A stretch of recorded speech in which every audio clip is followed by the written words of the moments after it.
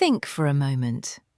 As you move through your day, notice how often interactions feel heavier than they used to.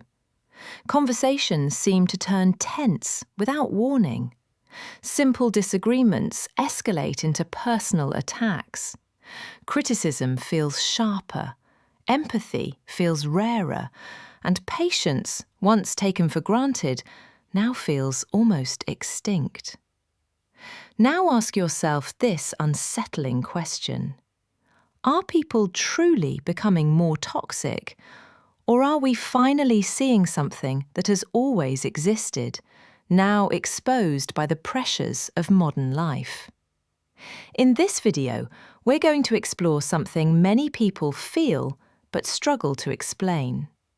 We'll look at why society appears to be producing more emotional volatility, more defensiveness, and more psychological fragility than ever before. And I promise you this, the final insight is the most important of all, because it doesn't just explain what's happening to others, it reveals what's happening inside you. If you stay until the end, your understanding of human behavior, relationships, and even your own emotional reactions may never be the same. This channel exists for those drawn to deeper questions about human nature, for those who find meaning in the work of philosophers, psychologists, and thinkers willing to look beneath the surface of civilization. What you're about to hear is not meant to accuse or condemn, but to illuminate, because awareness is always the first step toward transformation. Before we go further, take a moment to subscribe, leave a like, and share this video with someone who has felt overwhelmed by the emotional climate of the world today. And as we go, leave your thoughts in the comments. Your perspective is part of this collective reflection. Now, let's begin at the surface, where most explanations stop. Society often labels toxic people as simply bad, selfish, narcissistic, or cruel. But this explanation is shallow, and shallow explanations don't bring clarity, they create confusion. The psychologist Carl Jung warned that when people are not accepted for who they truly are, they develop defensive behaviors that distort their relationships. In many cases, toxicity is not the presence of evil, but the absence of psychological safety. Consider the modern environment. People are constantly evaluated, compared, exposed, and judged. Social platforms reward outrage, humiliation, and moral superiority. The philosopher Friedrich Nietzsche warned that societies which suppress authentic expression eventually produce resentment. And resentment doesn't disappear, it mutates. It leaks out through passive aggression, hostility, and the need to emotionally dominate others. Ask yourself honestly, how many people do you know who feel genuinely seen, heard, and valued?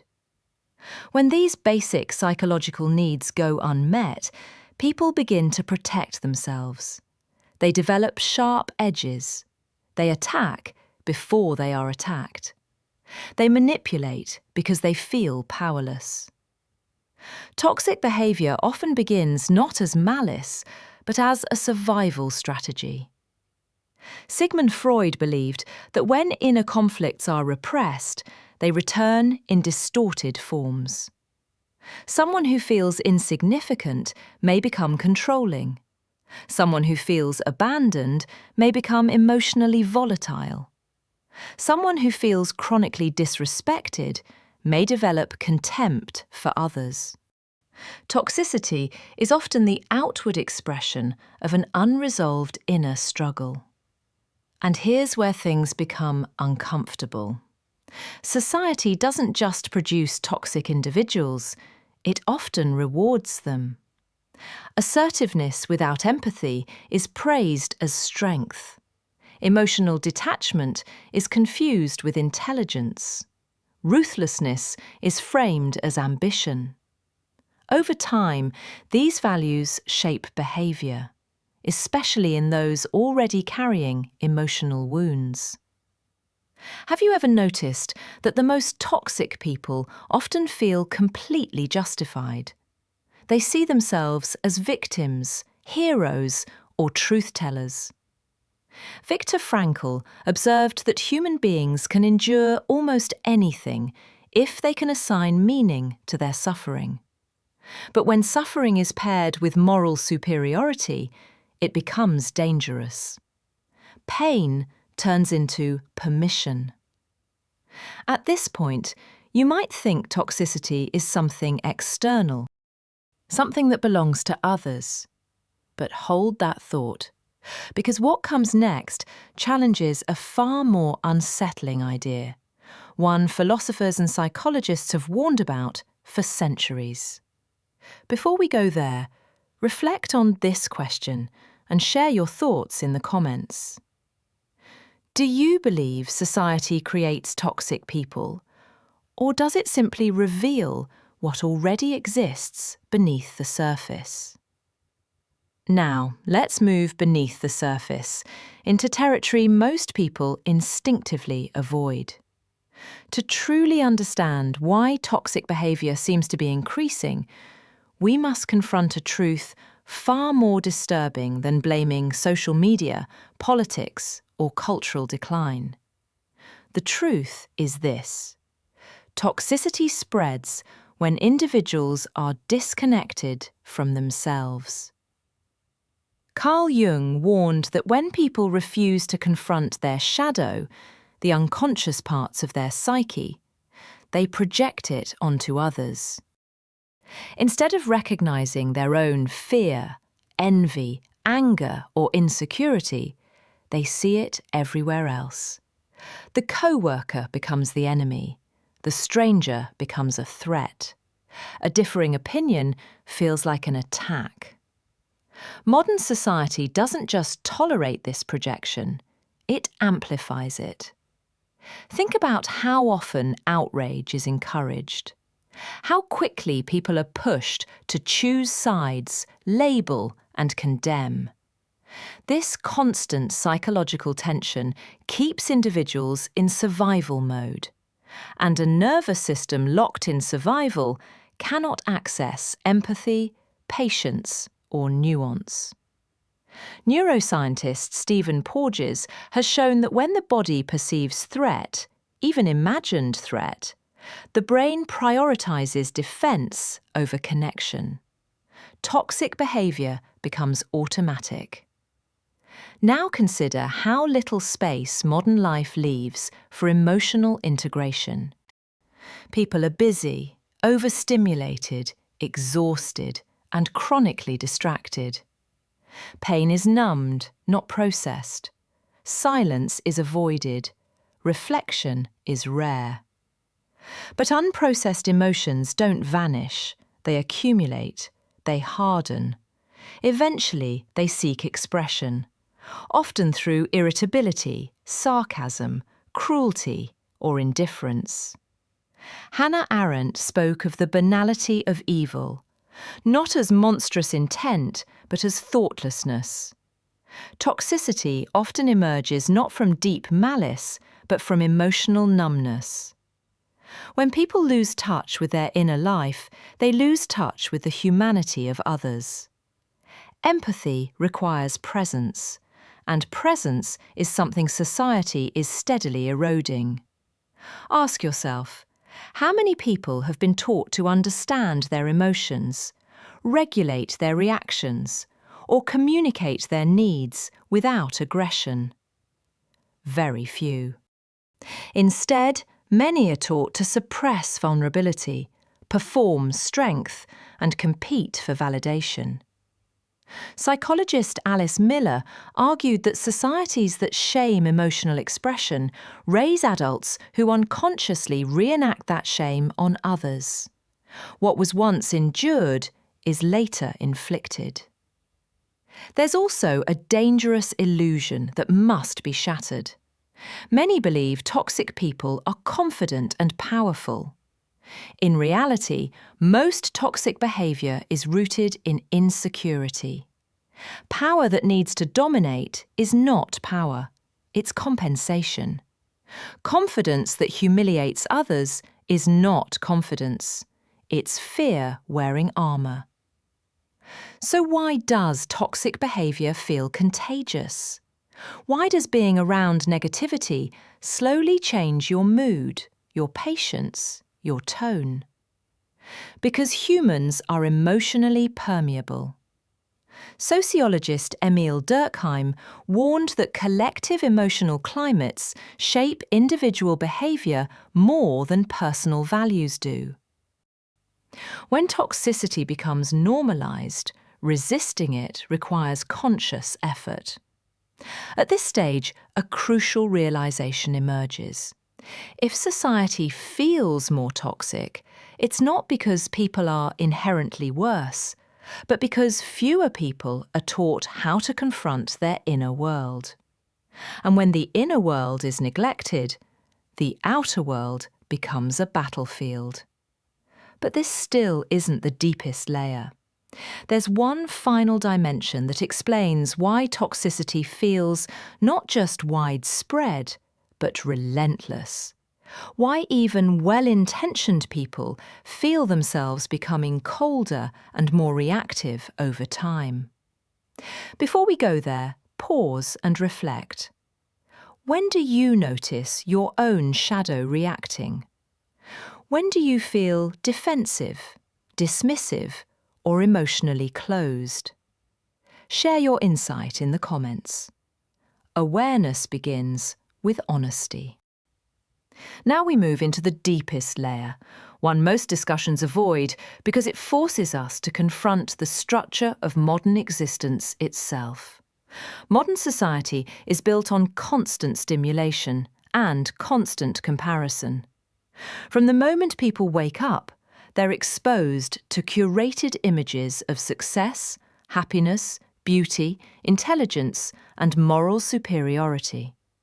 Psychologist Leon Festinger showed that humans evaluate themselves not in isolation, but in relation to others. When comparison becomes relentless, the self lives under permanent judgment.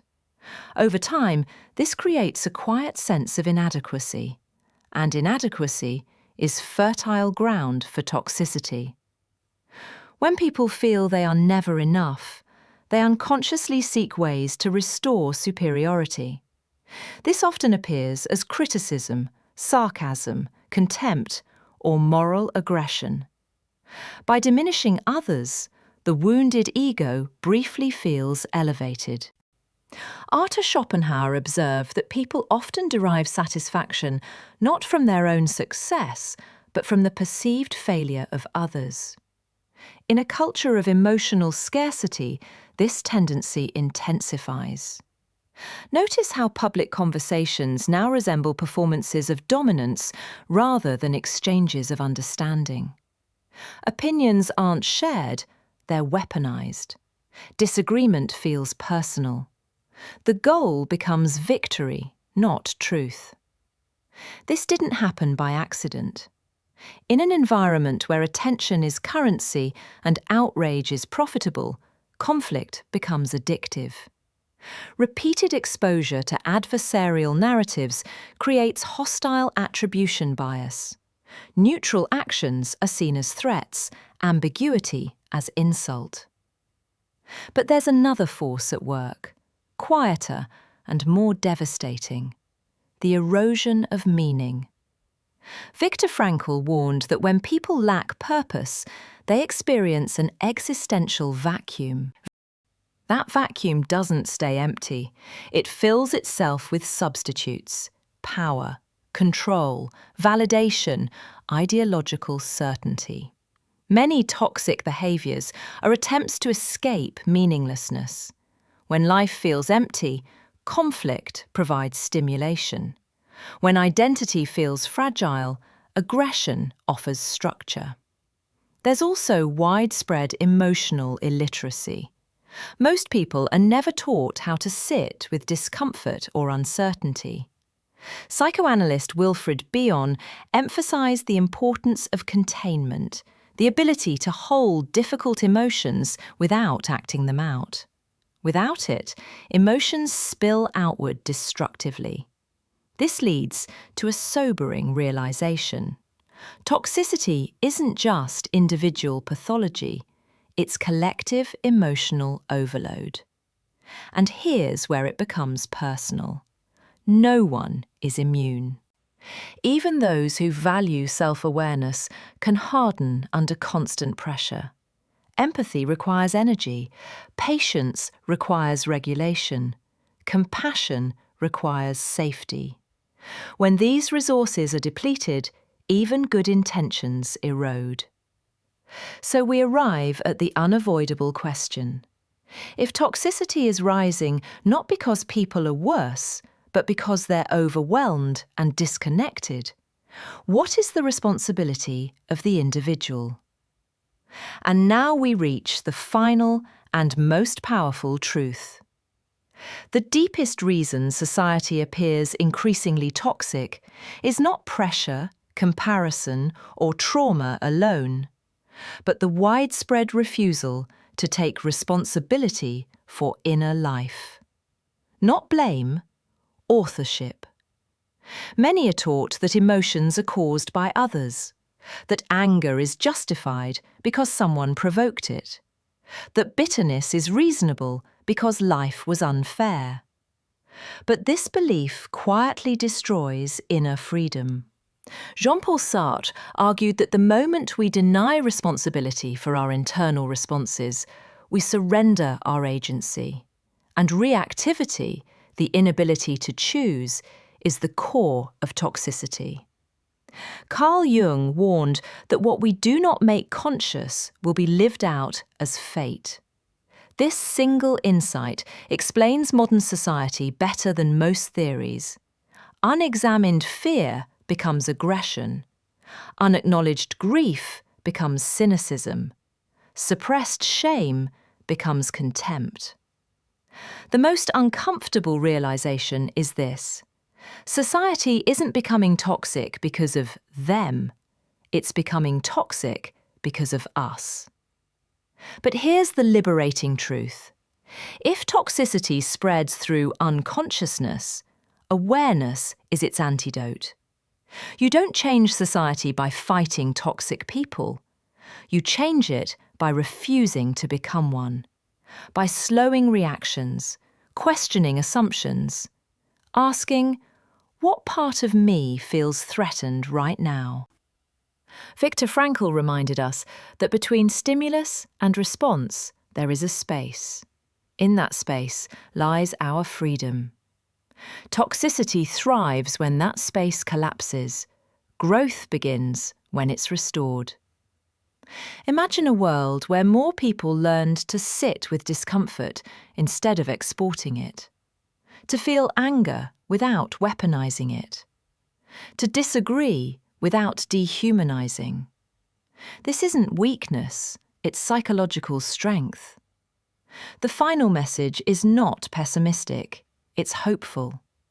The rise of toxicity is not inevitable decline, it's a signal, a call to inner responsibility. Every conscious response weakens the cycle. Every moment of awareness shifts the emotional field. So let me leave you with this question. If the world you experience is shaped by the emotional states people bring into it, what kind of world are you contributing to, moment by moment? Thanks for listening. Like, share, and subscribe.